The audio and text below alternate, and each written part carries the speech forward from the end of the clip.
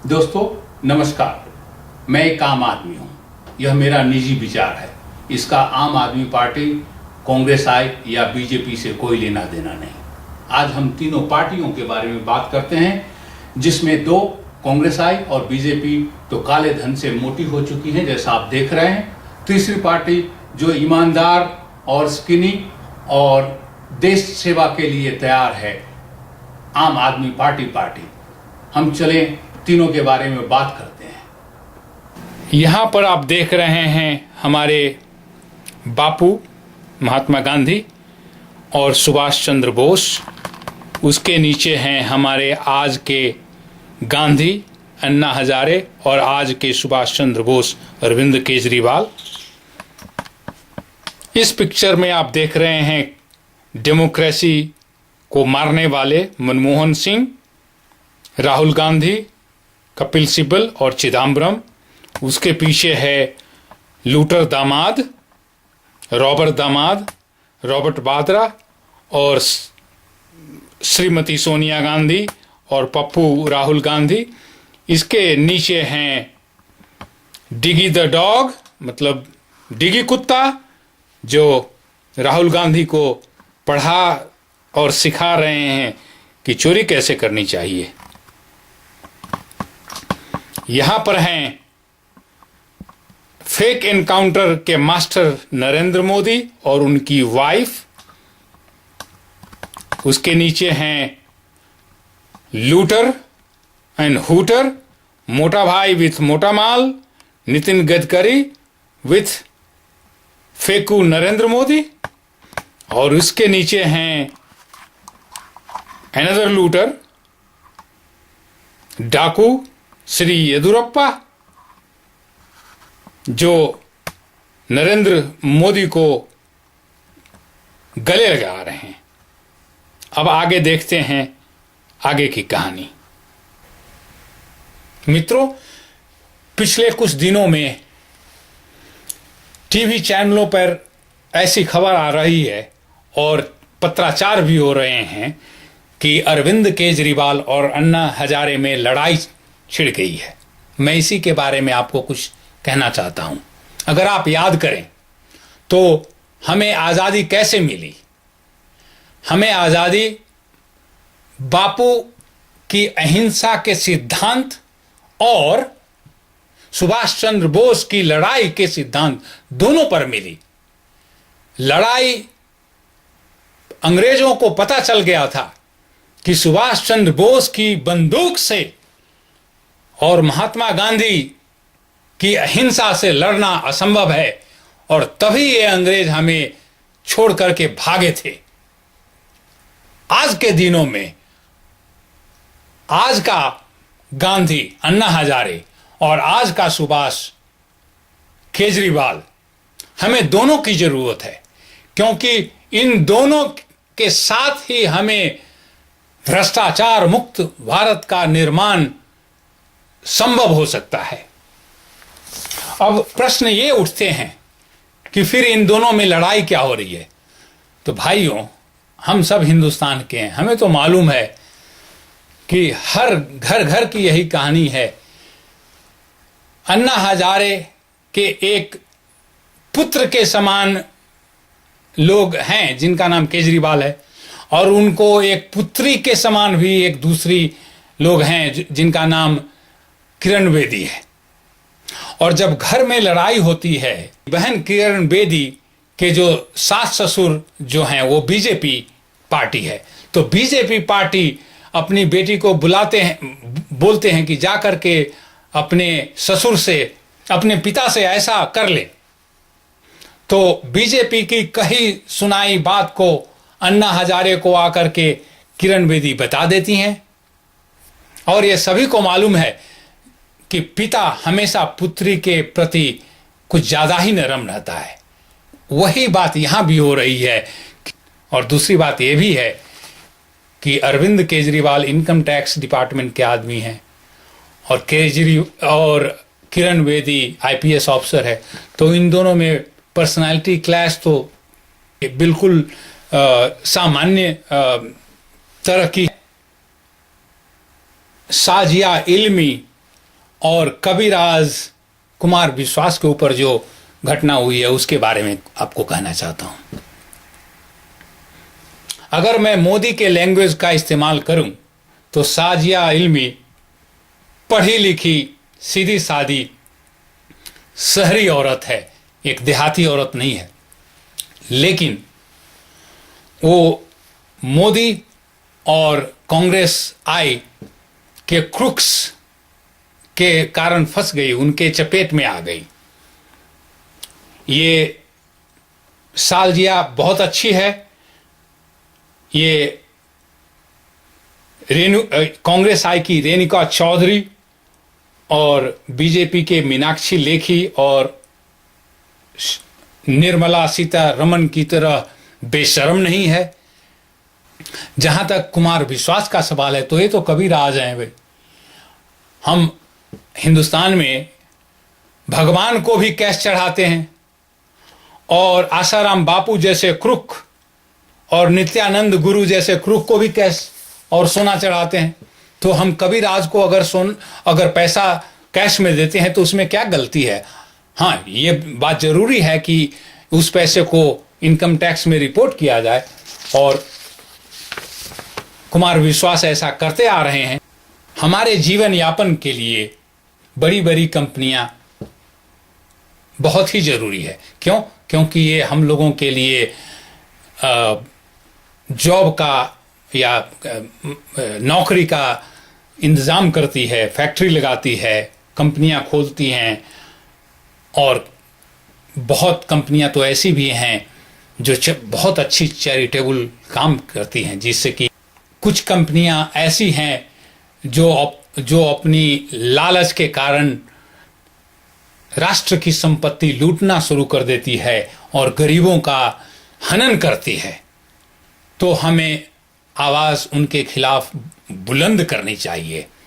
इसका एक जीता जागता उदाहरण तो अंबानी ब्रदर्स हैं, जहां बॉम्बे में हजारों लाखों झोपड़पट्टियां हैं, उसी के बीच ये $2 बिलियन का 28 स्टोरी बिल्डिंग बना करके रह रहा है। तो हम इसको कैसे एक्सेप्ट कर सकते हैं? अब प्रश्न ये उठता है कि आम आदमी क्यों, अरविंद केजरीवाल या प्रशांत भूषण, मनीष सिसोदिया, गोपाल राय या संजय सिंह या कुमार विश्वास या मिसेज एल्मी या योगेंद्र यादव और इनके लाखों करोड़ों फॉलोअर क्यों? भाइयों,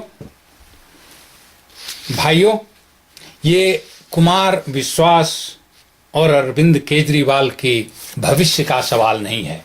ये सवाल है आपके और मेरे भविष्य का। ये सवाल है भारत माता की भविष्य का।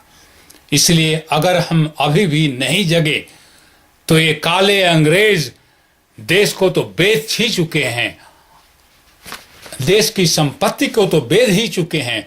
अब देश के आदमियों को, लोगों को भी बेच करके या गुलाम बना करके चले जाएंगे। इसलिए केजरीवाल तो खुद इनकम टैक्स ऑफिसर थे। अगर ये लोभी होते तो वहीं पर करोड़ों बनाते रहते। लेकिन अपनी नौकरी छोड़ करके हम सब के लिए लड़ाई कर रहे हैं, तो हमें इनका साथ देना जरूरी है। ये बीजेपी क्या है? ये बीजेपी तो हेटर्स और लूटर्स, घृणा पैदा करने वालों की पार्टी है।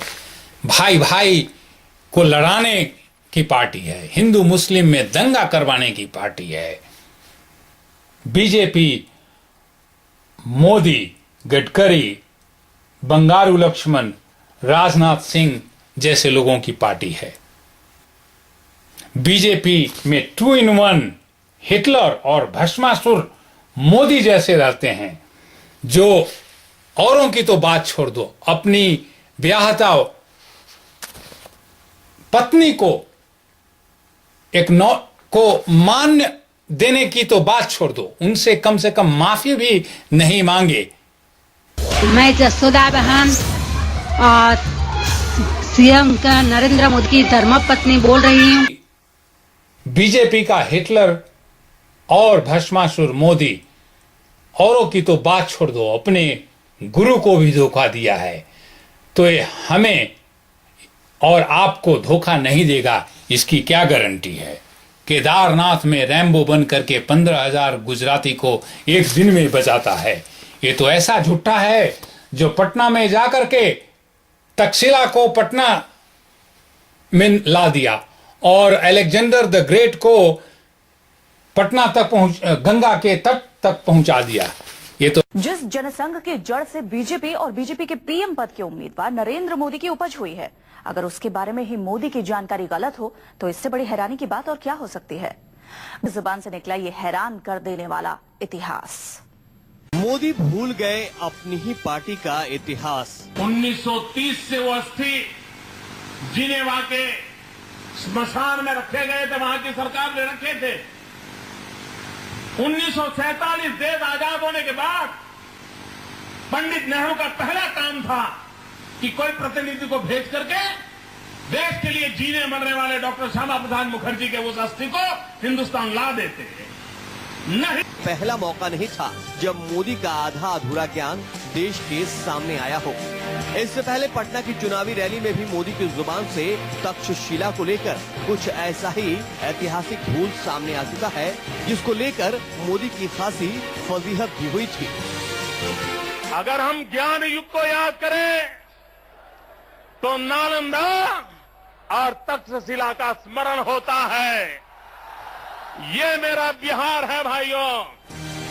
जाहिर है 1930 में मृत्यु हुई, 73 साल तक, और आजादी के 50 साल के बाद भी वो अस्थि इंतजार कर रहे थे कि हिंदुस्तान का कोई लाल आएगा, ये मेरे अस्थि हिंदुस्तान ले जाएगा और आजाद भारत की हवा का मुझे अनुभव कराएगा। ये काम प्रधानमंत्री जी आपकी पार्टी ने नहीं किया, इतिहास को दबोचने का प्रयास हुआ। बट वट तो ऐसा झूठा है जिसको अपनी हिस्ट्री नहीं मालूम है। ये तो ऐसा झूठा है जिसे अपनी खुद की पार्टी बीजेपी की पार्टी की हिस्ट्री मालूम नहीं है। इन्हीं के इस झूठे को ये मालूम नहीं कि श्यामा प्रसाद मुखर्जी की मौत 1953 में जम्मू में हुआ था। लेकिन अगर हम दूसरी तरफ देखें तो हम पप्पू राहुल बाबा को पाते हैं, जो बिग जीरो हैं, जिनका साथी डाकू सिब्बल है, जिनका सलाहकार डिगी द डॉग है। ये अपना पूरा समय कोलंबियन गर्लफ्रेंड के साथ बिताते हैं। और यूट्यूब पर अगर आप देखें तो वहां पर न्यूज़ है कि इन्हें यूएसए में बहुत सारे कैश और व्हाइट पाउडर के साथ डिटेन किया गया था। तो मित्रों, हमें खूनी पंजा और मौत के सौदागर के बीच का चुनाव करने के लिए कोई बाध्य नहीं कर सकता। हमारे पास एक तीसरा ऑल्टरनेटिव है। इसलिए हम लोगों को इकट्ठा होकर के अन्ना हजारे और अरविंद केजरीवाल, जो कि एक ही सिक्के के दो पहलू हैं, के साथ काम करना पड़ेगा। याद है ना, दिल्ली के मैदान में, रामलीला मैदान में उन्होंने कहा था कि अन्ना रहे या न रहे, ये मिसाल जलती रहनी चाहिए। भाइयों, मैं इसी के साथ आपसे आग्रह करूंगा कि भ्रष्टाचार मुक्त भारत के लिए हमें जो भी करना चाहिए वो हम जरूर करें। दिल्ली में आम आदमी पार्टी की सरकार बने, और एक बार ये सरकार जब दिल्ली में बन जाएगी तो पूरे हिंदुस्तान में ऐसी लहर पहुंचेगी। भ्रष्टाचार मुक्त भारत की मशाल अभी जल गई है। इस देश को हमें भ्रष्टाचार मुक्त करना है। इस क्रांति की शुरुआत हो गई है,